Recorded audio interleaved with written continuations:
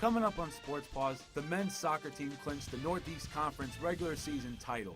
Could they secure a spot in the NCAA tournament?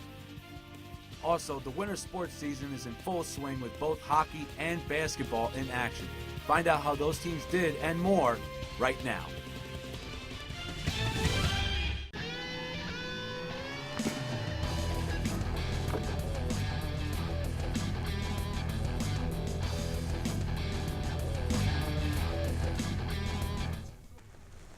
Good evening and welcome to another episode of Sports Paws. I'm Tom Albanese. And I'm Camille Bova. Excitement was in the air for the men's soccer team who clinched the #1 overall seed in the NEC and hosted the conference tournament for the very first time in school history. That's right, Camille. The men's ice hockey team was also in action, beginning their ECAC schedule over the weekend. Also, the basketball season is upon us. We will have coverage of the first men's game against the University of Hartford in the Connecticut 6 Classic. All that and more coming up on Sports Paws. The NEC tournament was moved from the Quinnipiac soccer field to West Haven High School due to poor field conditions. Quinnipiac played St. Francis University in the semifinals of the conference tournament. Did the change of scenery help the Bobcats move on to the finals? Let's go up to the pitch for the highlights. Phil Surprise unable to get his first attempt for the Bobcats. And with the red flash, kick will be made by Wayne Tiller. He counts it for the first goal. Bobcats, Stevenson Hawkey evens it at 1. James Price for the red flash buries it for their second goal. Bobcats, Ryan Malkey off the crossbar, no goal. Red flash, Ryan Byers, he extends their lead 3-1. Bobcats respond with Robert McCarney. He gets it through for the goal. For St. Francis, Malaka Harrison, beautiful save by Ngoida. Fifth chance for Quinnipiac. Brandon Strandgood makes it look easy. But the red flash will decide the match by Nick Kolarki, whose shot he gets past Ngoida and wins it for the red flash of St. Francis University. Now we are going to bring in our soccer expert, Ben Dias, to analyze the team and their weekend. Ben, thanks so much for joining us today. Thank you for having me. So Ben, we're going to start by asking you, it is never a good thing, but now just how crushing was the defeat that the men's soccer team suffered on Friday? Well, Tom, the men's soccer team defeat on Friday against St. Francis was very tough. Coming into the game, they were the NEC regular season conference champions. And, penalty kicks is just a tough way to end it. They were down 1-0, battled back to make it 1-1. Overtime was a draw, and then penalty kicks, St. Francis ended up winning. It was, a season they can't regret, and just a great effort, but a great, tough way to lose. Now, heading into next season, besides Phil Surprise, who will be the biggest loss for the Bobcats squad? I believe it would be senior midfielder Robbie McClarney, transfer from Rutgers. He had 15 points on the season, 7 assists, led the team, and he was always in the right place at the right time and brought strong leadership to go a surprise, and Will Cavallo and others. So he would be a tough loss too. And Ben, we're going to ask one more question for you. How do the Bobcats go about replacing those who are leaving, like Phil Surprise? Well, Tom, I think it has to be a collective effort. Borja and Goita in goal will have to be a leader next year. He had 10 wins this season, so next year he's going to have to continue playing stellar in net. Also with Ola Ogunjobi, Eric Panzer, and others, they're going to have to play well too and step up. And Brandon Strandgood on defense will have to be a key down the stretch. Thank you, Ben. Well, basketball media night took place this past Monday, and Sports Paws was there to cover it. So let's take a look at some of the highlights of the night.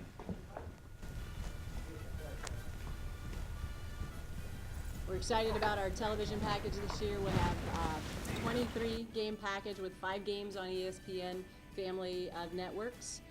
In total, we'll have 52 exposures because a number of the games will be picked up on multiple networks. And for the first time, all of our television broadcasts will be picked up nationally, whether it's ESPN, ESPN3, or through Fox College Sports. We're going to have our first men's and women's doubleheader ever on Nesson. The women are playing Holy Cross, the men are playing Vermont on December 8th. We're going to have our men's basketball game. It'll be a special day. We have a unique doubleheader of a noontime ice hockey game and a 4 o'clock men's basketball game. both in the men's basketball game is on Nesson that day. Another great day. I have senior two-time captain Shelby Sfera. In my 18 years, I may have had, I didn't exactly look, but 3 players that were only two-time named captains. Shelby is one of them. I also have a very unique 2 sophomores that have never been named captains in the program in Boo Abshire and Jasmine Martin. We have, in addition to Zaid and Ike, I think 3 of our corner pieces will be our seniors, Jamie Jackson, Dave Johnson, and Garvey Young. We have a fantastic senior in Felicia Barron who could be, this year if we have the year that we think we can, she could graduate as the best player ever to wear a Quinnipiac uniform, and we've got experience in the point guard position, not only with 2 sophomores, but a senior, Lisa Lieback. I plan on splitting the 80 minutes up among Jamie, Oos, Marquise, and Justin, and giving Ike 0 minutes. He's awake. I didn't know if he would sleep. Well, we haven't eaten yet, so that's why he's awake. The men's basketball team traveled to the University of Hartford for the Connecticut 6 Classic this weekend. The Bobcats entered the game with a 2-1 record all time in the Classic since it started back in 2009. It is a season opener for the Bobcats, and they are preseason ranked number 4 in the NEC. Let's head over to the court where the Bobcats took on the Hartford Hawks. Both teams huddling up and getting ready for the game. Hartford starts off fast. Mark Wacom converts a mid-range jumper, first points of the season. Hartford continues their momentum. Nate Sikma makes a 3-pointer off a throw-in. The Hawks attack the basket. Mark Wakama passes to the key to a running John Peterson, who makes the layup on the right side. Quinnipiac counters. Ike Azotin makes the basket, gets the foul. He converts the free throw to finish the 3-point play. Sigma heating up. Sigma makes another 3-pointer off a pass from Yolanda Moore II. Kendrick Ray makes his presence felt. Kendrick Ray drives to the key and makes a floater off his right hand. And Ray does it again. Evan Conti passes to Ray, who makes a similar move to the basket and converts. In the second half, Mark Wakama makes a mid-range jumper over Usami Drami. Tom Moore does his signature stomp and gives plays from the bench. Hartford shows good passing. Hartford players pass around the perimeter before Wes Cole drives inside and pops up for the jumper. Jamie Jackson changes the momentum. Jamie Jackson block shot attempt from Yolanda Moore II, dribbles down the court and makes the incredible layup. Quinnipiac builds their lead. Garvey Young makes a huge 3-pointer with 4 minutes left. Quinnipiac's first 3-pointer of the game. The Hawks aren't going down without a fight. Mark Wakama passes to John Peterson, who makes a 3 from the top of the key. Timeout called by Quinnipiac.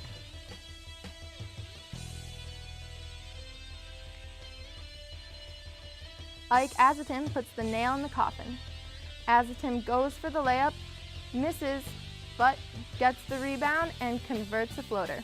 Quinnipiac wins 65-61. Team celebrates with QU's Spear Group, and here's head coach Tom Moore on the win. You know, Garvey Young makes some baskets at a big time. The young kid, Kendrick Ray's got a chance to be really good. You know, he makes 3 baskets, and we needed every one of them, obviously. Yeah, we got great perimeter players. They're all great shooters. They just got to get their confidence up. We believe in them, and once everybody start clicking. I like that team's resolve for the second half. We weren't. If this was a beauty pageant, we wouldn't have won. But it was sort of what played out as a toughness contest, and we had some pretty good toughness down the stretch. We are going to take our first commercial break, but when we return, we will recap the week for the men's and women's ice hockey teams, and our very own Taylor Massey will join us live in the studio to give us her thoughts on both teams. Did one of the teams pull off a huge upset that shocked their conference? Please stay tuned to Sports Paws. On Tuesday, the Quinnipiac men's ice hockey team played their final game before beginning their conference schedule. Coach Rand Pecknold's squad took on the Yellow Jackets of American International College. The team entered the game with a 3-2-1 record. Following their loss to AIC, the men's ice hockey team began conference play Friday night at the High Point Solutions Arena versus Colgate. The Raiders defeated the Bobcats earlier this season in Cape Cod by a score of 5-1. Did Quinnipiac get revenge this time around? To the TD Bank Sports Center we go. As Eric Hartzell begins to stretch out before the game, Quinnipiac is on possession right now, and coming off the board is scores, and that was from Ryan Johnson. That was from Zach Davies all the way to Russell Goodman for the first goal, 1-0 Quinnipiac. About seconds later, Colgate will answer right back from Ryan Johnson to Spiro Galakos, who fires it home, tied 1-1. And here comes Colgate once again. It's Robbie Burton to Thomas Larkin, who makes it past Hartzell for a 2-1 Colgate lead. Now Quinnipiac's in its power play. Zach Curry will dish it to the near side to Lauren Barron, who will fire it home for a 2-2 tie for the Bobcats. And with 3:38 left in overtime, Quinnipiac will win it thanks from Clay Harvey, who passes it to Russell Goodman and buries the victory for the Bobcats. Here's head coach Rand Pecknell after the game. I thought our D were great. All 6 of them played real well. I think our forwards were excellent in all 3 zones, and we just really played hard and competed hard and played our systems, and we were definitely deserving of winning that hockey game tonight. I think the atmosphere was great tonight. The guys played great, and it really was easy just kind of stay in the game just because of how exciting it was. So great job to the boys tonight. You know, I think we were doing a lot of little things right tonight. We were working hard, getting pucks on net. We were good defensively too. We played well as a team. So I think there's a few bounces going our way tonight too. So it was our hockey game to win, and we did it. It was good. Coming off the thrilling overtime victory over Colgate, the Bobcats were right back on the ice the next day, taking on the number 4 team in the country, Cornell. Rand Pecknell was hoping that his team could gain momentum in the ECAC before heading on their 6-game road trip. How would the Bobcats fare against the Big Red? Back up to the bank we go. Rand Pecknell talking to his team on the bench. And Quinnipiac strikes first in the second period. Zach Polkinen passes to Kellen Jones, who snipes it past Andy Isles for the goal. QU is up 1-0. And just 6 minutes later, Jordan Samuels-Thomas passes to Bryce Van Brabant. He dishes it to Ben Arndt, and he dekes to the right for the score. QU leads 2-0. The Bobcats strike early in the third. Jeremy Langlois dekes and shoots from the right side. Andy Isles slows the puck down, but it slowly glides past him to the back of the net. Quinnipiac up 3-0, Langlois' 7th goal of the season. Cornell ends the shutout. Greg Miller gets a centering feed from John Esposito and shoots it right past Eric Hartzell for the goal. Cornell down 3-1. And Quinnipiac counters.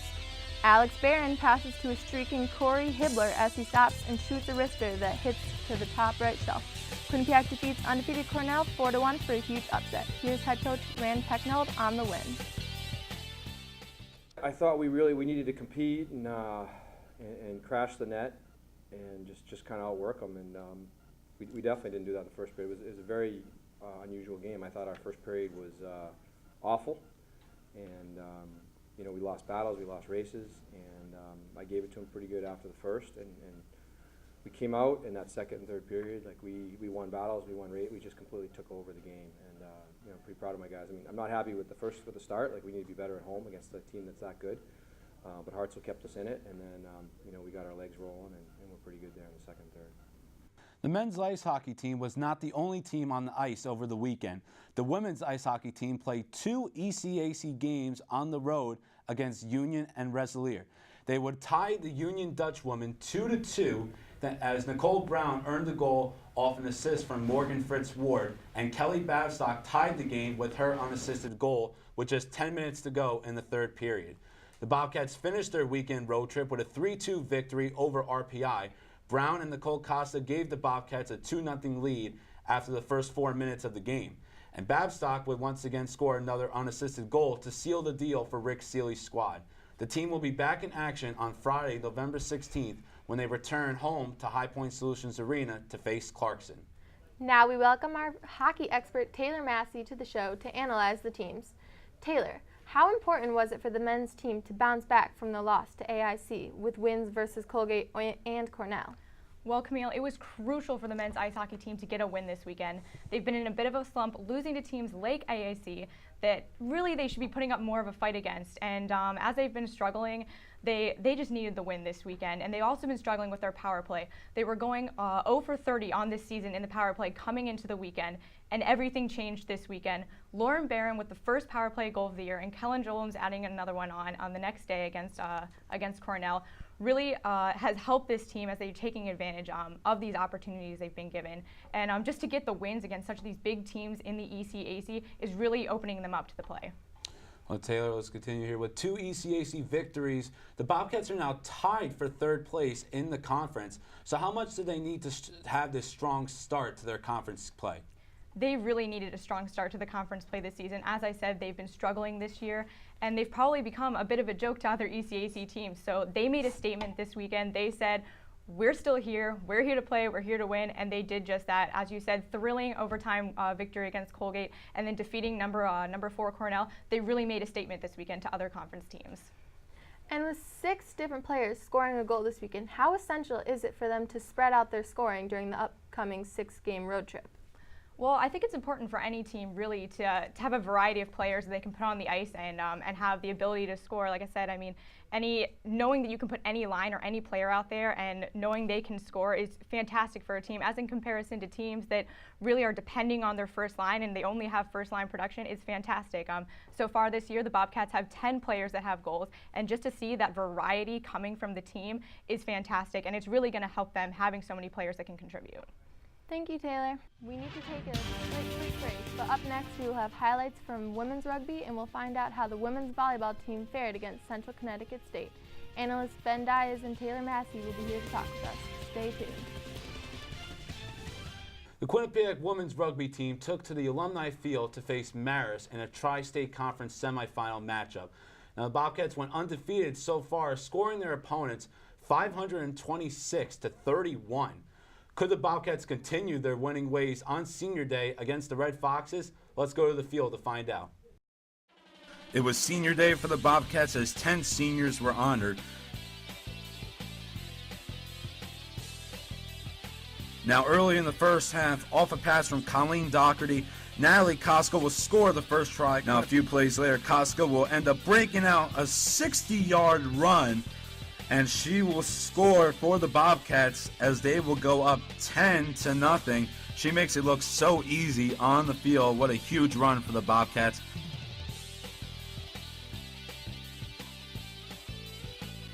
Marist will get a breakaway, but who's there for the Bobcats? It's none other than Nancy Dunn, who intercepts a lateral by the Red Foxes, gets past the defense for a 40-yard run to score another try for the Bobcats. Now Marist coming out of a scrum. There was great defense by Devin Vieira as she takes down the Marist player. And after a QU lineup, the Bobcats are continuing to push Marist toward their own goal line. And the Bobcats still pushing, and Megan Hanneman will eventually pass the goal line. The ref says it's good. QU goes up 20-0. Now, great pass by the Bobcats across the field. Nancy Dunn will pass it to Shannon Durkin, who will end up beating the defense by Marist. Bobcats go into the half up 25-0. And a few plays later, Costco will pick up the loose ball, and she will outrun the Marist defense once again for her third run over 20 yards. Bobcats will end up winning the game 30-0, and they will play next Sunday at Vassar College for the Tri-State Conference Championship. Women's volleyball played their final game today against rival Central Connecticut State. Sophomore Olivia Gratton and junior Taylor Payne gave the Bobcats a combined 22 kills. But despite their efforts, the Bobcats could not hold off the Blue Devils. Quinnipiac started strong, but CCSU rallied for 3 consecutive victories to shut down the Bobcats. Quinnipiac returns home November 4th to take on Sacred Heart at Burt Concourt. We welcome back Taylor and Ben to talk rugby and volleyball with another shutout victory. Women's rugby sits just 1 win away from a conference title. What would that mean for this team and university to capture that championship?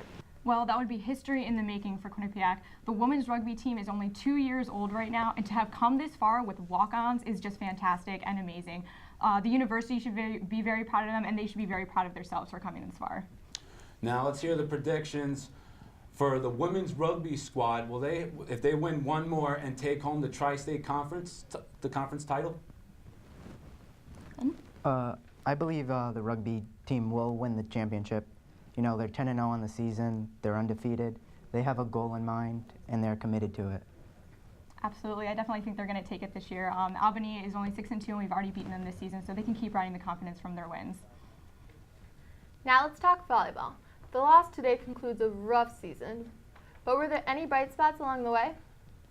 There was absolutely some bright spots. Just last week, the team won their first conference game, conference matchup against St. Francis, New York.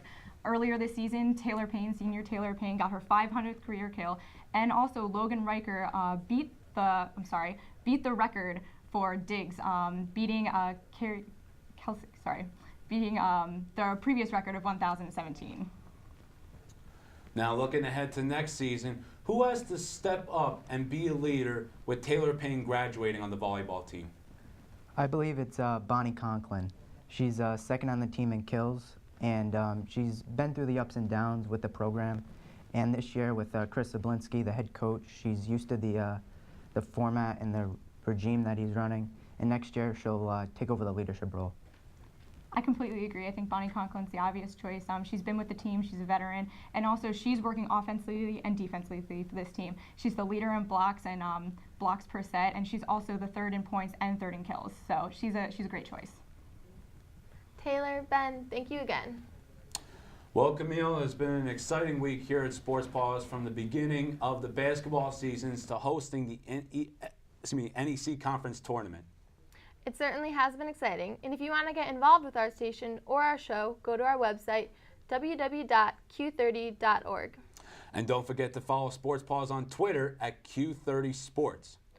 For our analysts, producers, and everyone behind the scenes, I'm Camille Bova. And I'm Tom Albanese. Thanks again for tuning in to us tonight. And from all of us here at Sports Paws, we'd like to wish everyone, students and faculty, a happy Thanksgiving. Good night, everyone.